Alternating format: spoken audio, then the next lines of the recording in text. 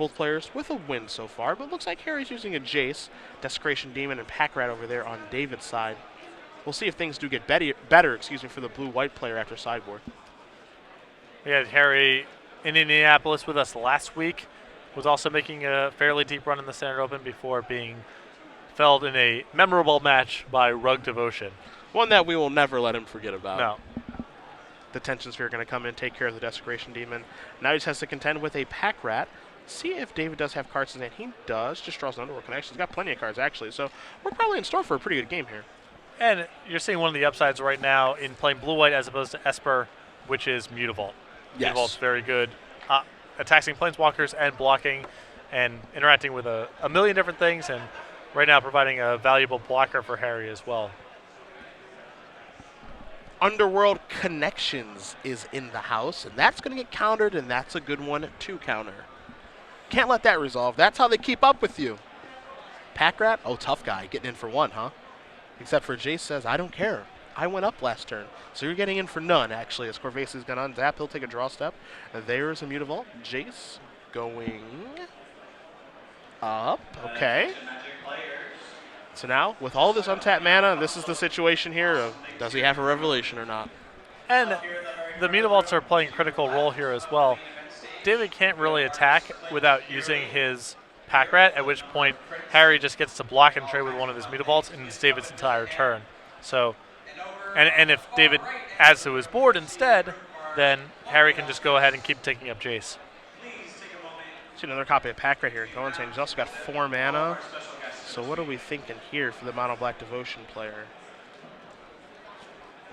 Probably signals a Desecration Demon. Perhaps 5 mana. How about a Grey Merchant? I wonder how much Harry cares about this. It's only going to be for 3. Not really all that impressive.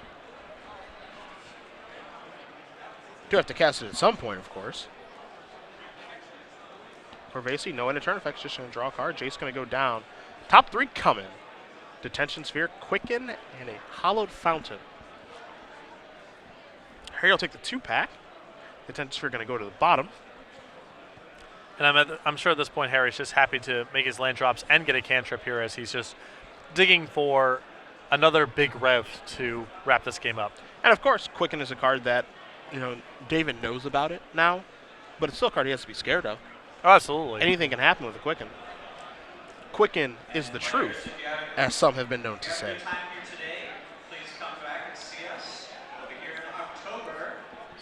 David going to get into, I assume, the Jace.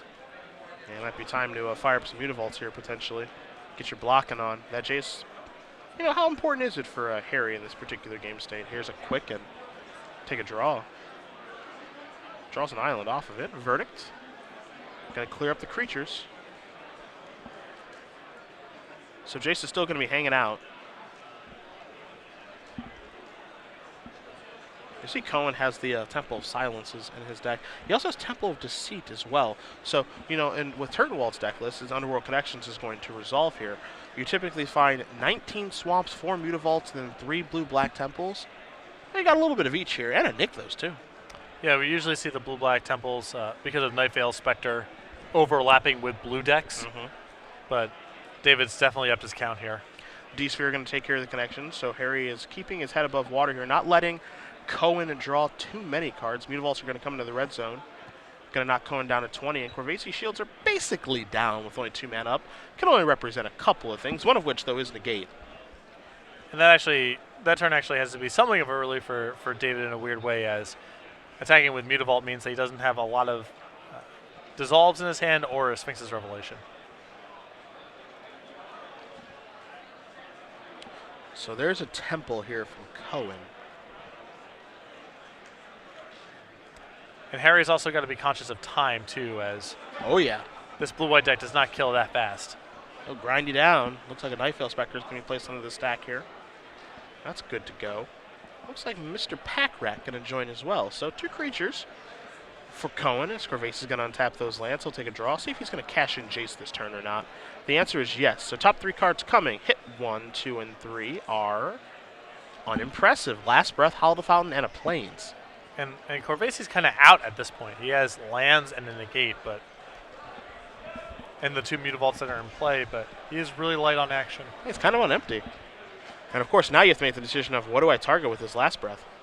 Do I care about Pack Rat or do I want to take care of the Spectre? That's a real question at this point. Yeah, those are both pretty threatening cards. Cohen going to take a draw. Now, in his hand, he does have a Gray Merchant. He also has a copy of Erebos right now, too. Especially since, the Night Veil Spectre is especially threatening here as he has both a white and blue source of mana in play. So there's a lot of cards that can get turned over. Diversifying the temples. A good decision. He can theoretically flip over a card like Detention Sphere and be able to cast it at some point. So he's going to start his turn by attacking. Let's see what Corvese is going to do about it. Corvese is going to fire up some Mutavaults, it looks like to me.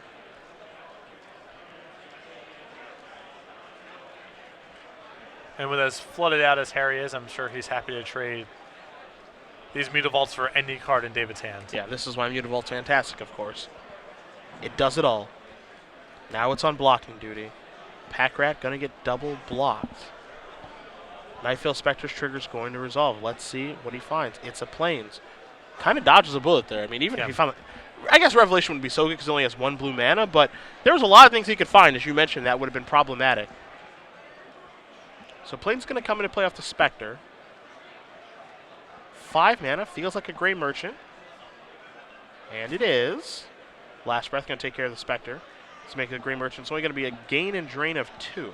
They're very unimpressive for 5 mana. But again, if you're Corvese, you're thinking of 1 card right now. Yes. Well, there's a couple, actually. I don't know if he has any. Does he have an Elspeth in his deck? As that would also be one of the haymakers from here? There is 1 Elspeth. He can find that. I think of these cards, of course. He's looking for the old Revelation, but Elspeth would not be so bad either. It's going to be time for another Pack Rat here for Cohen as well. It is. So Cohen has 1 card left in his hand. Just a copy of Erebos, these 2 creatures on the board. Corvese draws. It's an Azorius Charm. To hold or to cycle is the question.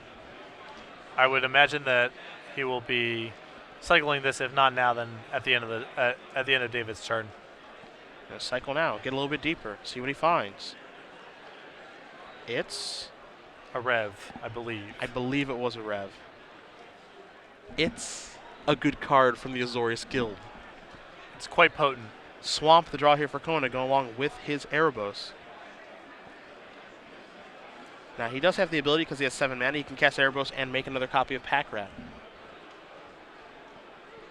Based on last turn's unsuccessful attack by the Pack Rat, I imagine David is just going to pump his brakes. And he does pump the brakes completely, and as a result, Corvese is going to be able to resolve Revelation for 6. And you can certainly see right now the pace of play for Harry, it is picking up. Oh yeah, he's well aware that he's very likely to win this game. He's in a great position, and he has to be concerned with winning this game in time to allow him to win the 3rd game in time as well. Because getting into the draw bracket with this deck is a disaster.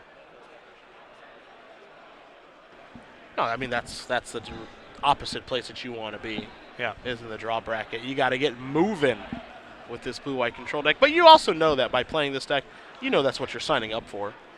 You got some long rounds ahead of you. I believe we are going to see Codex Shredder this turn, which is basically the full lock, as funny as that sounds. What are we going to rebuy here? Getting back a Supreme Verdict. Okay, clear up everything. Now this does actually open up the window for Erebos to resolve. Codex Shredder, a limited fringe sideboard card that we've now seen in Constructed, I'm sure inspired by, in some ways, Andrew Cunito's desire to not actually have a real win condition in his deck.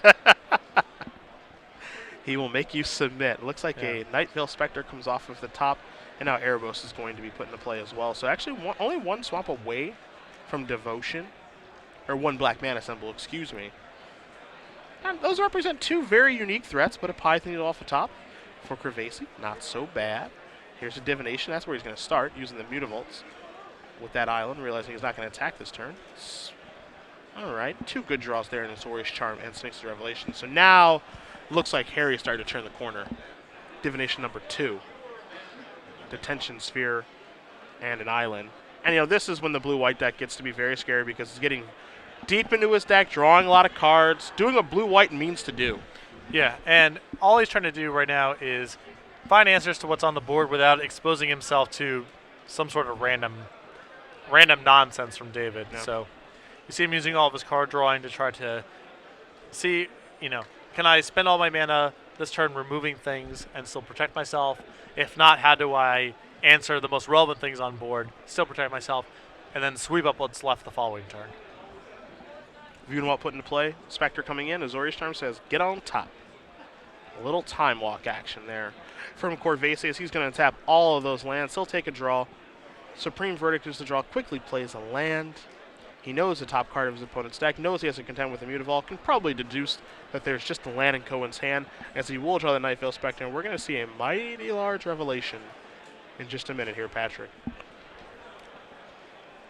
This Nightveil Spectre a little too late, I imagine, in this game. How dare you? Powerful card like that, never too late. Big Rev, going to show up to the party. 1, 2, 3, 4, 5, 6, 7, 8, 9, 10, just 11. Yeah. What's the big deal? And at this point, Harry just looking for an Elixir or an Elspeth. Yeah. Found the Elspeth. And Harry's going to show him that I have Elspeth and everything else and says, do you want me to finish this off? Because time is an issue? And he says, yeah, actually I do. Yep, because time is an issue. Yeah. So, Elspeth's going to come in. You can see Harry really trying to speed up the process here. So Elspeth's going to make 3 soldiers. We'll get 3 soldier tokens out there for you guys at home so you can take a good look exactly what Elspeth is making. Which also drew the elixir now too. So, he basically has the virtual check mark here. But hey, you still got to finish it off. Here's a Jace as well. And it looks like we've got the milieu strategy. Nice coming from all angles. Yeah, it's got them covered, covered on all sides. Yeah. There's Elixir as well. And of course, when blue-white gets to this situation, there really is no coming back, but it does take him a long time to actually get into this position. Yeah, I don't mind this at all from David. He's under no obligation to concede the game. I wouldn't concede. Kill me. How about you put a card in your deck that can win the game? Yeah. Dude, how about you cut that Codex Shredder for an Aether Lord? Then we don't have to worry about this, You got to kill me dead. Attack. With the Nightveil Spectre. Where's it going? Top card, Elspeth. Ha! I can cast that. Nice. Yeah. No, I'm not conceding. I can cast that. And that's going to get countered. So Corvese leaves up just enough mana to be able to counter that. And let's see if Cohen has anything else to do on this particular turn. His hand is just a swamp, so... Looks like the answer is a resounding no.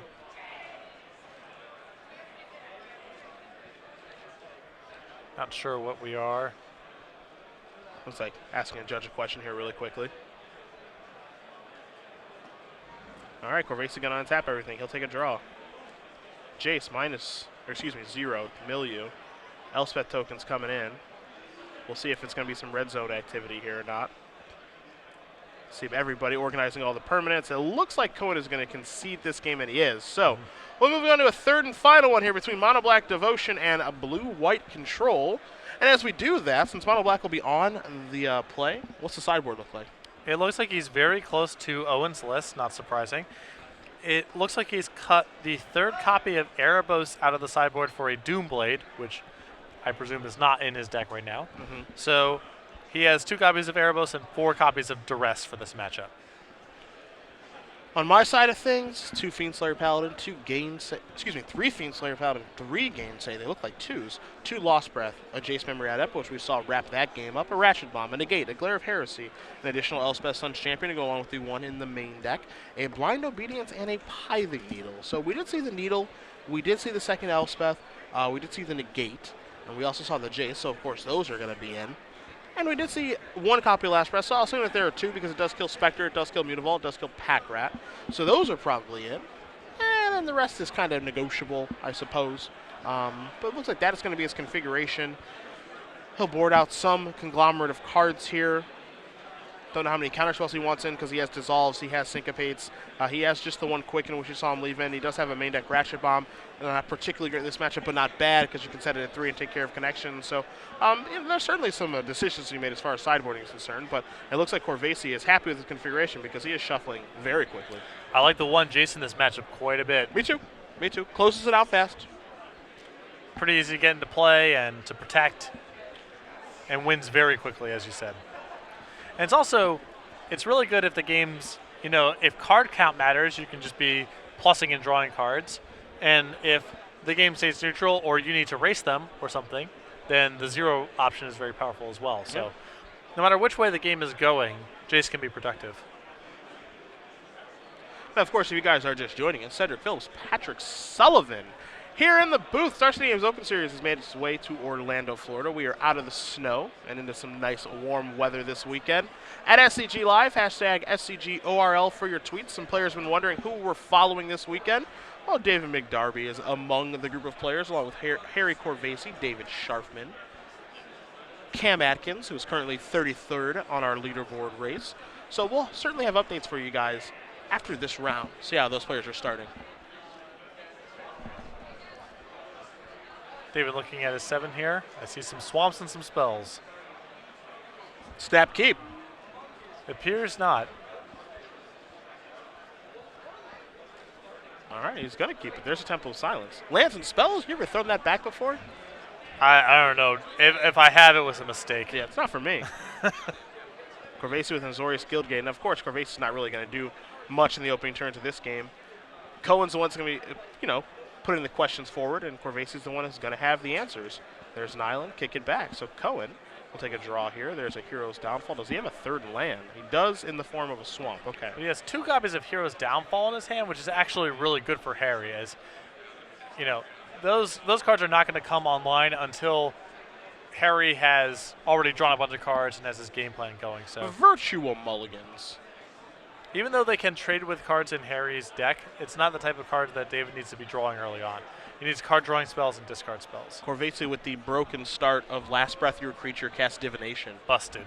Hardly seems fair. Swamp here for Cohen. Doesn't even have to discard. Yeah. So many synergies in this deck. 6/6 Flyer is shown up here for Cohen. We'll see if Corvese does have an answer for that. See, he has a Python in his hand. He's going to play a copy of Hollow Fountain and kick it back over to the Mono Black Devotion player. Draws a Mutavault. Going to play the Mutavault. Again, those 2 copies of Hero's Downfall. Also has a Gray Merchant in hand. But most importantly, does not have a card drawing engine online, as Azorius Charm is going to put that one back on the top. And this is a really, really good start for Harry here. Oh, yeah. I mean, David now is just, all he has is a Gray Merchant, the Mutavault in play, and a Desecration Demon on top of his deck. 2 removal spells versus Harry's. Divination in hand, more answers. Seems a little bit reluctant to cast that Gray Merchant because it's not the most value, but got to do what you got to do. So Gray Merchant's going to come in and provide a little bit of pressure. There's a Plains for Corvese. We're going to see a Needle. We'll get confirmation of what the Needle is naming. Follow-up is a Jace. And Jace is ticking up as the Needle is naming a Mutavault. Desecration Demon, of course, off the top. Going to play a Swamp Will Cohen. Now, are we going to drop the Demon or Hero's Downfall to Jace is the question. And it looks like he's not sure which one he wants to do. It looks like he's going to go with the Downfall. And I like this, because you don't want Jace to provide any advantage here. Yeah, and furthermore, if Harry has Supreme Verdict in his hand, it's a disaster for you to play the Demon that turn. Heck, it can even turn over a Supreme Verdict. It would be bad news as well. Here's a Divination to start the turn. Magic's premier card drawing spell. You got to bridge the gap, and think twice isn't walking through that door. So not yet. You got to play what you can play. Oh, do it again. 3? So nice. So nice. I'll do it thrice. Negating the mystery card drawn here for Corvese. Pass the turn back to Cohen. Cohen will take a draw. We know he's got Desecration Demon. He just adds a Swamp to the hand. Also has another copy of Hero's Downfall. Going to play that Swamp. You see a Mutavault among his lands. That can't go active because of that Needle that's in play. So Demon will join the party, and the Gray Merchant will come on in. Going to knock Corvese down to 13. And if you're in David's spot, or rather if I was in David's spot, I would feel like there's just, this is pretty close to helpless. I wouldn't feel great. and I wouldn't feel better now that Elspeth has shown up. Now, having an answer is certainly nice with the hero's downfall. 3 soldier tokens are going to come into play, but I still wouldn't feel great. Downfall going to take care of the Elspeth. Cohen going to quickly untap here. He does have the Demon and the Grey Merchant at the ready. Without David finding either an Erebos or an Underworld connections pronto, it's going to be hard for him to keep up just card count-wise. So. And there's a Temple of Silence. So that can help to find one, but he won't have one right now. Looks like he's going to keep the top card. Desecration Demon Trigger going to go to the stack. Corvese says no thanks on the attacks. And it's safe for Grey Merchant to get in the red zone. So that's what it's going to do. Corvese going to go down to 11.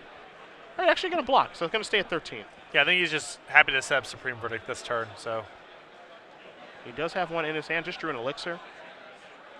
Yep, don't want to forget that point of damage. Might matter. Knocks him down to 25. And now Verdict. Clear up the creatures. Let's see if Corvese wants to play anything. No land to play, so just pass the turn back. Let's see what Cohen kept on top. It's a Thoughtseize. Negate says, no, I don't even think so. Immediately countered by Corvese. He'll take a draw. I think he found his first revelation of the game. Also has an Elspeth in his hand. I think now is a safe time to cast that 6-mana Planeswalker. Soldiers are coming in, and all of a sudden, now it's Harry Corvese who's turning the corner and trying to close this game out. Yeah, I mean, David's on Hero's Downfall or Bust basically this turn, and even if he found Hero's Downfall, he would still be in a ton of trouble. Well, 3 mana is being tapped. Let's make it 4. So here's a Desecration Demon, a card that Corvese can control. He quickly untaps, he'll take a draw, and with 10 minutes left on the clock, he's sitting just fine as he'll attack here for 3. Both the plus and minus power quite good against Desecration Demon. Deso Demon chooses not to block, which is probably a good idea, I think, because getting Azorius Charm there is a disaster. But similarly, getting Detention Sphere is also poor. Elspeth going to move on up. Corvese going to pass the turn back. Doesn't need to really do much else, and this is why Elspeth is such a powerful card. It just does it by itself, as here's a Thoughtseize. See if Corvese cares about this. Does have a Dissolve in his hand. And he says, I will counter this so I can get a free scry. Rev in hand also, so might as well protect that. Quick untap, quick draw. Corvese draws a land. He's going to attack with 6 of his soldier tokens. Just trying to close this game out quickly. Going to knock Cohen down to 16. 3 more soldiers coming in. Elspeth looking to go to 7. You know what they should do on a 6-sided die? Put a 7 on it. Be nice. I do that every time when I have to put something up to 7. I always grab it and I'm just like, I'm stupid. It's not on there. This is a Temple of Deceit. Top card looking to scry. And I think Cohen is coming to the same conclusion that you guys are at home. Elspeth is going to take this one away, along with a little Sphinx's Revelation really quickly here from Corvese. He's going to be for 4. He's going to gain 4 life, move up to 17. And this is the second time now that we've had Mono Black on the camera and losing to Sphinx's Revelation strategies. Harry Corvese is going to defeat David Cohen 2 games to 1 with plenty of time to spare, even though he was playing pretty quickly. Blue-White Control has a notch against Mono Black as well. Another match where we see the Mono Black Devotion deck not getting any card drawings online, and the Sphinx's Revelation deck easily able to trade 1 for 1 and eventually rev their way through the game. It almost begs the question, are you supposed to mulligan for one of those card drawing pieces like an Erebos or a Underworld Connections? Maybe. I think you can also keep hands that are discard oriented as well. Okay. Creatures plus Thoughtseize and Duress, that's fine to keep as well. You saw David really think about mulliganing that hand. He had a bunch of removal spells and 1 Night Veil Spectre.